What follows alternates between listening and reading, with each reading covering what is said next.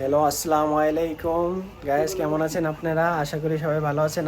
আমরাও ভালো আছি। আজকে আমরা চলে এসেছি আমাদের বন্ধের ছুটিতে বন্ধুদের বাসায়, লাবু ভাইদের, সাইমন ভাইদের, রকি ভাইদের, এবং আজকে আমাদের পার্টি। এই পার্টিতে সব বিকেলে একটা গিয়েছে পার্টি, বিকেল মানে দুপুরে, এবং এখন আবার রাত্রে আছে বা কালকে আছে। কালকে আমরা আবার শিবিরে ঘুরতে যাব, সেখানে অনেক পার্টি হবে 31st নাইট উপলক্ষে। এবং এখানে রান্না বাড়া চলতেছে আমাদের বাংলাদেশি পদ্মার দেশি ইলিশ এবং গরুর মাংস এবং বাসমতি চাল এবং পোলাও এবং বিরিয়ানি, ডিমও আছে। দেখেন এখানে রান্না চলতেছে, বাবুচিরা এগুলো প্রফেশনাল শেফ। লাবু ভাই একটু একটু কিছু, ও নো, ইলিশ দেখেন কিভাবে সুন্দর করে ইলিশটাকে ফ্রাই করছে। এবং এই একজন বাবুচি, এই হলো মাস্টার শেফ, আর এই হলো মাস্টার শেফের কি বলে অ্যাসিস্ট্যান্ট।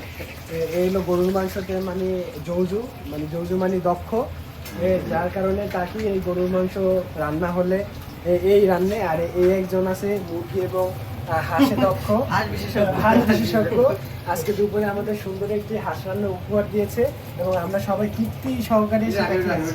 ঠিক আছে, এখন আবার ইলিশ ভাজতেছে। ইলিশও মোটামুটি তাদের সুন্দর করে ভাজা হয়েছে এবং আরো অনেক আছে। আজকে ইলিশটা প্রায় 2 কেজির মতো, মানে একদম বিগ সাইজের যে ইলিশটা পাওয়া যায় জাপানে, বাংলাদেশি, ওইটা আমরা অর্ডার করছি। এবং সব কিছুই মোটামুটি আমাদের হয়ে গেছে। আর এইখানে দেখেন টিকটক করছে, এই যে দেখেন। এই তোমরা কিছু বলো,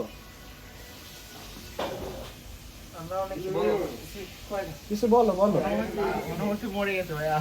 তোমার একটু এর আবার অনুভূতি ভোতা হয়ে গেছে, কারণ সে আজকে অনেক স্যাড হওয়ার একটা কারণ আছে।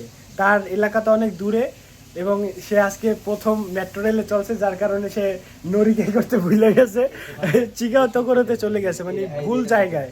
হ্যাঁ, এই সাইমন ভাই এই হলো আমাদের ফোন বিশেষজ্ঞ, এ সবসময় ফোনের উপরে এক্সপার্ট। এবং কিছু বলেন ভাই। আমি অনেক ভালো আছি, সুস্থ আছি। আমি জাপানে আসি আজ 8 মাস হয়ে গেল। আপনারা আসবেন, আমার সাথে যোগাযোগ করবেন। আপনাকে ভালো বুদ্ধি ছাড়া খারাপ বুদ্ধি দিব না। অবশ্যই এর আবার প্ল্যান আছে যে বাংলাদেশের যত বেকার ছেলেবেলে আছে সবাইকে জাপান নিয়ে আসবে, ঠিক আছে? এবং বাংলাদেশের একটা সুন্দর একটা এজেন্সি দিবে, দালাল মুক্ত এজেন্সি। হ্যাঁ, আমরা যেরকম দালালের খপ্পরে পড়ছি, আপনারা ইনশাল্লাহ পড়বেন না। আর এই একজন প্রেমিক বয়, এ দেখেন ঘুমাচ্ছে আর মনে হয় কথা বলছে। কিছু বলো, এই ছেলে তুমি কিছু।